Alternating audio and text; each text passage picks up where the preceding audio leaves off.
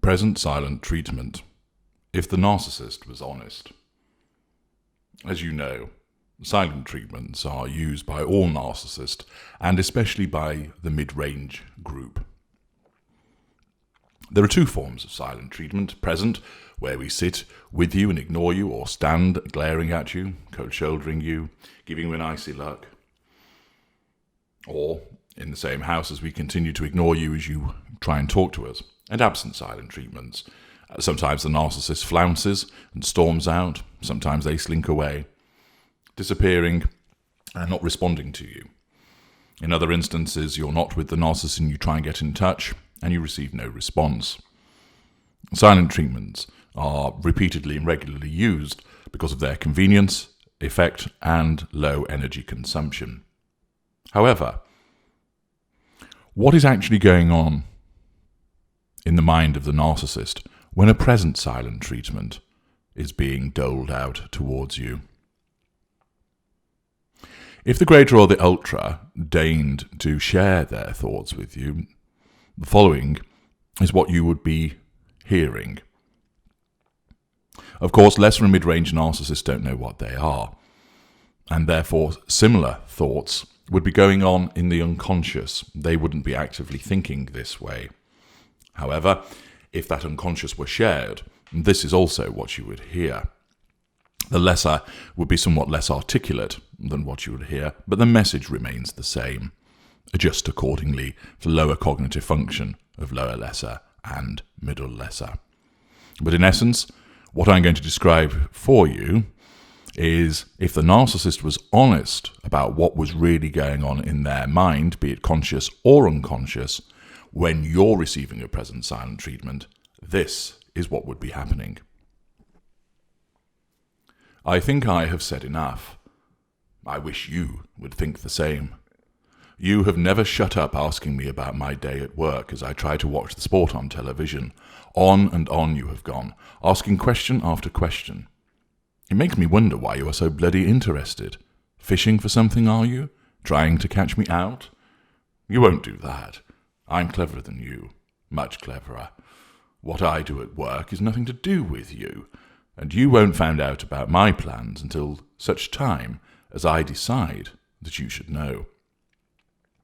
And it isn't time, so I wish you would just be quiet and let me watch this game.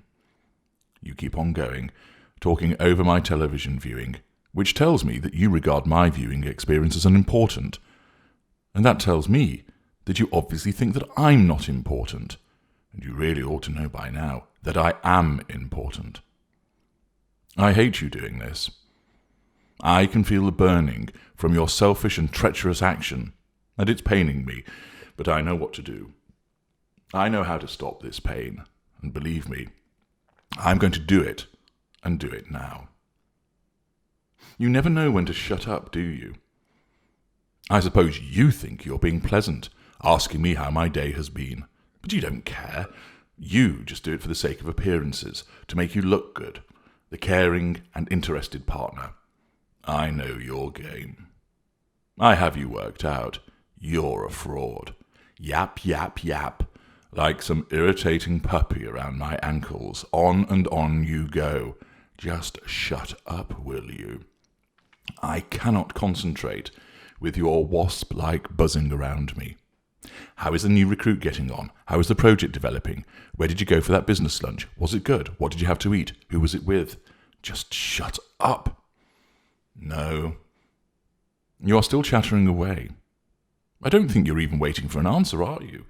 Just asking questions to seem like you're involving me in the conversation when all you are doing is engaging in another of your pointless and egotistical monologues. Do you know how boring you sound? If I wasn't trying to concentrate on this match, I think I would slip into a coma listening to you drone on with your worthless opinions and your anodyne observations. Just shut up.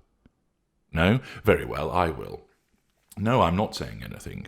I'm not even going to nod, shake my head, or make an affirmative grunt. Nothing. Total silence. My goodness me, you've stopped. Perhaps you've remembered that you needed to breathe. Ah, excellent. You've noticed that I no longer appear to be listening. Believe me, I am listening, and I'm doing so with considerable attentiveness, because I need to listen to what is coming my way. Let me guess. I think you will lead with, "Are you listening to me?" Any second now, and yes, there it is, as I predicted. I'm not going to answer. Go on, repeat the question. And true to form, you do. Now, I have your attention, haven't I? I can see you from the corner of my eye as I stare at the screen, pretending that the figures running around with a ball are more interesting than you. They are not, because what you are starting to do is actually what I'm interested in. You're giving me control. I can see you leaning forward, trying to catch my eye. I know you're there, but I'm not going to acknowledge you. Sometimes you throw something towards me to get my attention, usually a cushion. It's not a nasty action, not like when I throw things at you. That reminds me, I must replace that coffee mug which I hurled at you. You were light on your toes that day as it sailed past and smashed against the wall.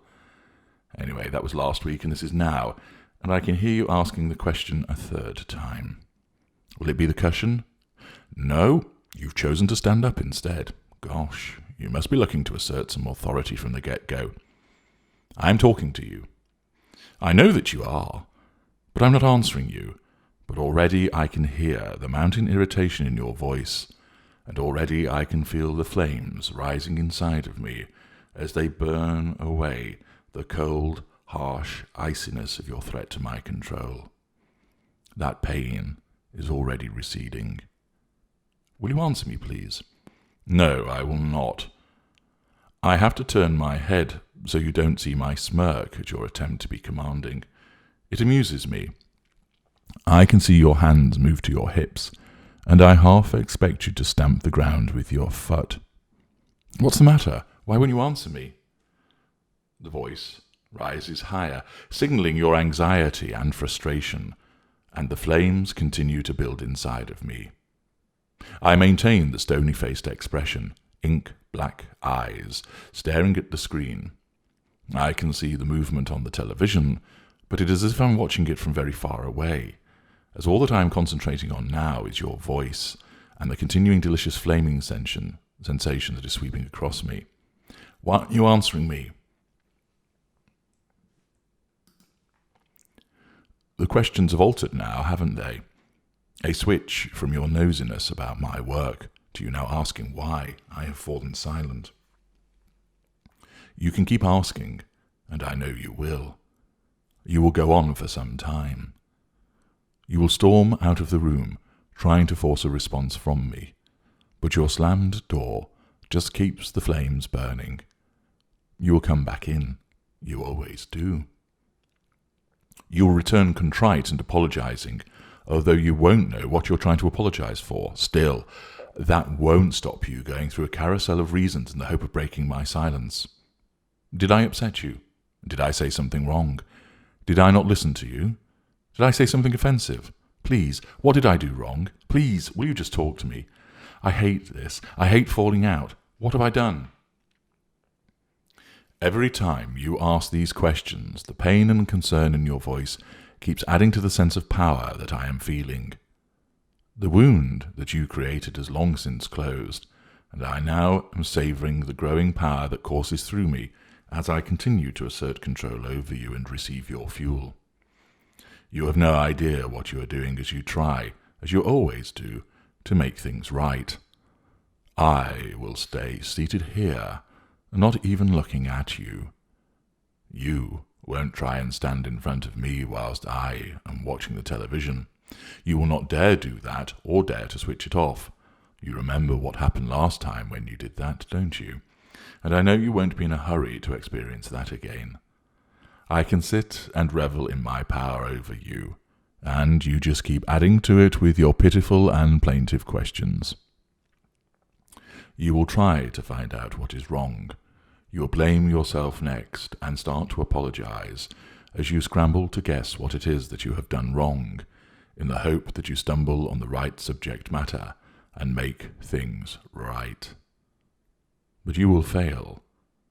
Then you move on to trying to bribe me into speaking to you, suggesting we go out, or that my friends come around for drinks tomorrow night, or that you will cook me something special.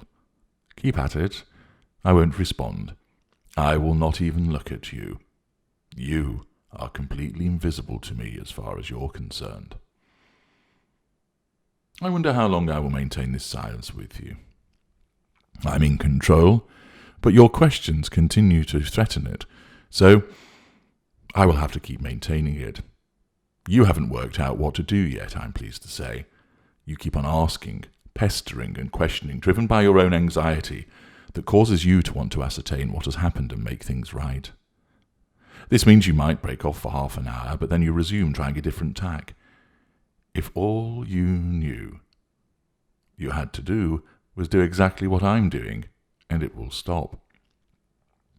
Go silent and get on with what you want and do it, and I will then start speaking to you, to draw fuel from you and to assert control, and I will start acknowledging you once again as I consider a different manipulation to use against you, to gather my precious fuel and assert the necessary control.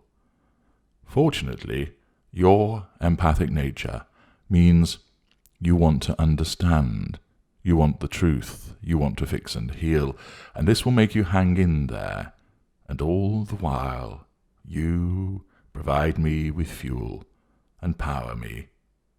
So long as you do so, so long the silence will continue.